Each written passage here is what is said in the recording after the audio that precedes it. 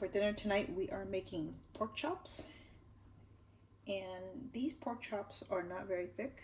You'll see that they're probably about 2 centimeters thick, maybe 2.5. I cut these out of a tenderloin. So I cut them the size I wanted to have them. Usually when you buy at the store, it's probably a little thicker. But thinner pork chops is good because then it cooks faster and you don't have to guess so much as to whether the pork chop is cooked done enough, and then there's less chance of overcooking it. And we know that when you overcook pork chops, it doesn't taste good. The fat right here I'm gonna leave because fat gives it a little bit more tender flavor. What I'm going to do is, you'll see that I'm making these little slits about an inch and a half away all around the pork chop, because as it cooks, pork tends to shrink up and then it'll curl up, and I don't want to do that. I want it to lay flat as much as possible. Alright, so after I've done that, I'm also going to score the top just a little bit, very slight, for the flavor to get in there a little bit more. Very light, very light. This piece is not going to stick, so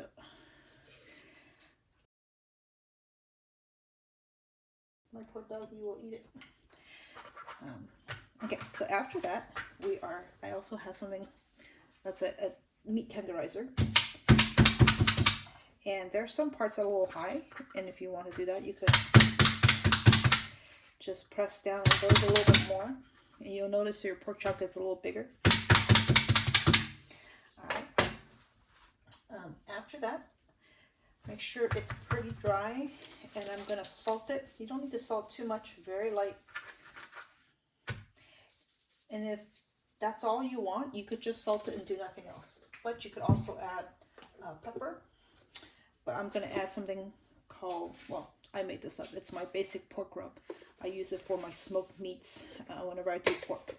So it's just got a lot of different herbs and some lime in it. Again, acid is good for pork.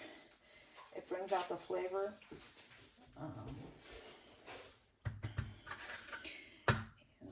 And I'm a person that likes to season very lightly. I like to taste my food instead of all the seasonings. But seasoning is good for, interacting with the meat somewhat. Okay, so that I'm ready, and what I'm gonna do is I'm actually gonna deep fry these. So that's what I'm gonna lay in my little bed of flour and corn starch mixture. If you see my other video, cornstarch is added to flour because it makes fried things a little crunchier. And you don't want a lot, just a thin layer of it. And if you want, you could just dust it off. And there you go. One of them is done. And then I'll do the rest of them and then fry them for everybody.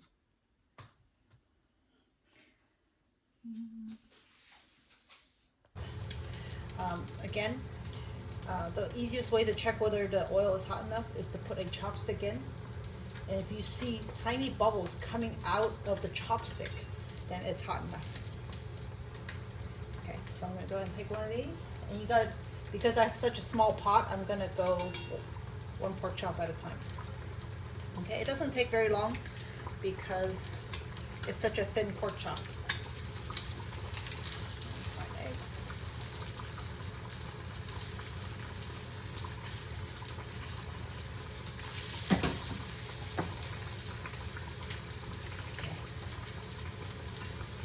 You can see it's kind of curling up even with those slits that I've cut.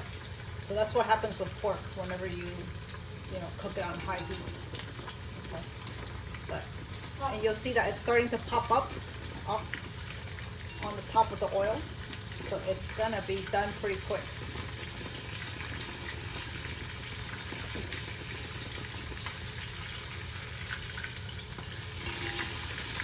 I'm just waiting for it to be golden brown on both sides.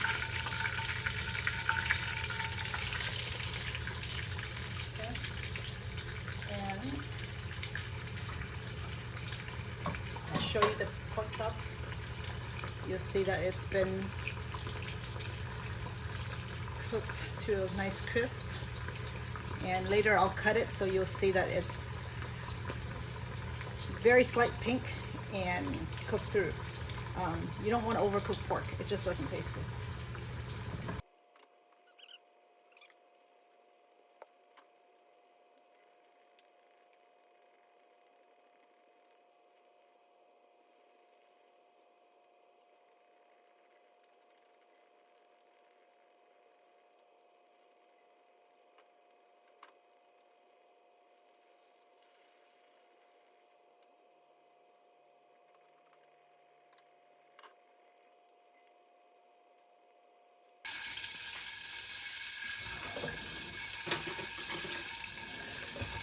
All right, so all 6 were fried, and I'm gonna cut it open so you can see what it looks like.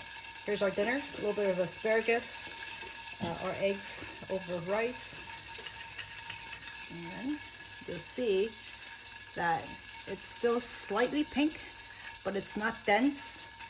It's got some give to the meat. It's very moist still, and this crusty layer is really flavorful with that seasoning that I put on. And so that's dinner.